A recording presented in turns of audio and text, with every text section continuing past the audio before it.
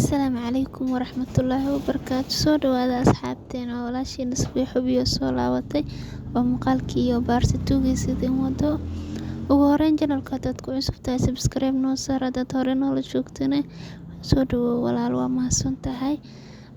Sheekadani waxay noo maraysay gabadhii oo maxaan ku iraadaa ayada gurigooda ay ka imaaday ninkii uu soo furay wajigeeda la xanuunsaneed. Gabadhii wajigeeda meel walba ay u aadayso ugu dambeyn dawo fiican ay heshay, wajigeedu wuu caafimaaday, wuu fiicnaaday. Ninkiina wuu maqnaa magaalada si wanaagsan uma joogin, laakiin magaalada wuu deganaa. Mar wuu imaanaa wuu ka tagaa, saas buu ku ahaa suu gabadha ay u kala tageen. Marka gabadhii saas ayadoo Ilaahay u barinaysa gurigooda u joogtay, aabaheeda u haysatay. Ninkii maxaan ku iraadaa wax waa lagu sameeyaa aabihiis si walba uu dooda xitaa daraad asaa gabadhiisa ku daray. Ninkina nin fiican muusan ahayn, ayaga inkastoo ay ku qaldoomeen haddana ugu dambeyn Ilaahay bay gacanta u taagteen. Xanuunkii gabadhiisa way ugu biskootay, asna maashaAllah dad fiican oo normal ah bay noqdeen. Sida gabadhii u joogtay Ilaahay u barinaysa maalin maalmaha ka mid ah waxay aaday safar cimri u baxday say sheegtay. Meeshii bay wax isku barteen wiil oo wanaagsan maashaAllah, asna cimri halkaa u soo aaday way isku barteen maashaAllah. Wiilkii meesha isku barteen way is xaal wareysteen, markay xaaladeeda ugu sheekaysay asna sidoo kale wixiisa ugu sheekay way is fahmeen. Ugu dambeyn iyadoo ay soo laabatay asna gurigooda ku laabtay say sheegtay. Muddo badan bay socdeen maadaama ayaga ay wada socdeen. Kadib wiilkii ugu dambeyn wuxuu yiri abaayo waan ku rabaa, aabahaaga ayaa kaa soo dooranaya. Gabadhii ilaa maadaama in badan ay is barteen ay dabeecadihiisa iyo wixiisa kala bartay abaar ay wada socdeen, waxay tiri waa yahay oo qof wanaagsan uu yahay ay ogaatay.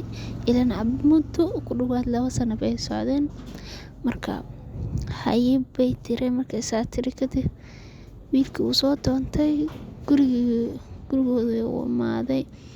Caruus wanaagsan buu u dhigay, guurkeeda wuxuu noqday mid abid magaaladaas ka dhicin maashaAllah. Guur wanaagsan oo qurux badan buu u dhigay wiilkii.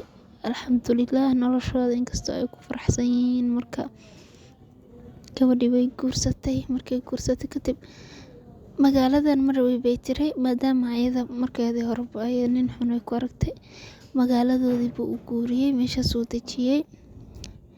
Maalin maalmaha ka mid ah bay maxaan ku iraadaa ayadoo gurigeeda dhaqanayso, 3 ciyaal haysato ba waxay aragtay ninkii oo maxaan ku iraadaa adiga lugaha la oo curyaan ah oo la wado oo asagoo dhan iska maxaan ku iraadaa qofkii horeba u sanayn way fiirinaysa xitaa way fahmayso inuu asaga yahay iyo in kale.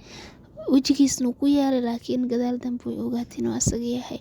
Way yaabtay asa markuu arkay asna sidaas la mid uu yaabay oo wuxuu yiri ma adiga aniga waaye. Marka ayada markay ogaatay inuu asaga yahay oo asna uu ogaaday iskaga soo tagtay dhan xumaantay awal u geystay bay ogaatay. Inkastoo gabar fiican ay ahayd gurigeeda iska imaado qof aan aqoonin camal ay ula soo dhaqantay ka soo tagtay.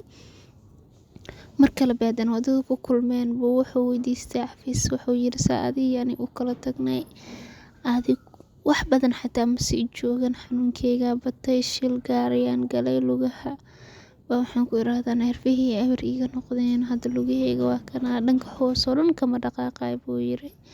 Walaalay iska kay cafi, qalad badan baan kaa galay, gabar fiican baad ahayd maashaAllah, wajigaaga qurux badan kaa dhaawacay, iska kay cafi buu yiri. Waxay tiri aniga waxba kuma haysto, Ilaahay ha ku cafiyo. Ana hadda 3 ciyaal maama haysataan ahay, gurigeygaan dhaqanaa, ninkaygii aniga waan isku faraxsanahay. Walaalow markaagii hore waad i dhibtay, haddana Ilaahay ku soo hanuuniyo. Hadduu Ilaahay ku soo hanuuniyana xanuunka adigu hay Ilaahay ha ku caafiyo. Waan ku duceynayaa Ilaahay ha ku cafiyo adiga Ilaahay cafis weydiisto. Cafis weydiiso ani waxba kuma haysto bay tiri. Ninkii asagoo ooynaya buu meesha ka soo tagay. Gabadhii nolosheeda la yaaban, gabadhii nolosheeda farxad bay u dambeysay maashaAllah. Gurigeedii bay dhaqanaysay oo 3 ciyaal iyadii ninkeeda isku faraxsan. sheekadeedii halkaas kusoo dhamaatay. Gabadhii sidaas inoogu sheegtay maasha Allah. Haddaad ka bogateen like noo saara sheekadani, tan iyo mid ka qurux badan oo idin soo wadnaa. Haddaa sheekaysiin noo sheega saa u soo dhigno insha Allah. waa kaasa muuqaalkeena maanta halkaas uu ku eg yahay. Waxaan idin leenahay sidaas nabadgeliyo, amaana Allah. Bye bye.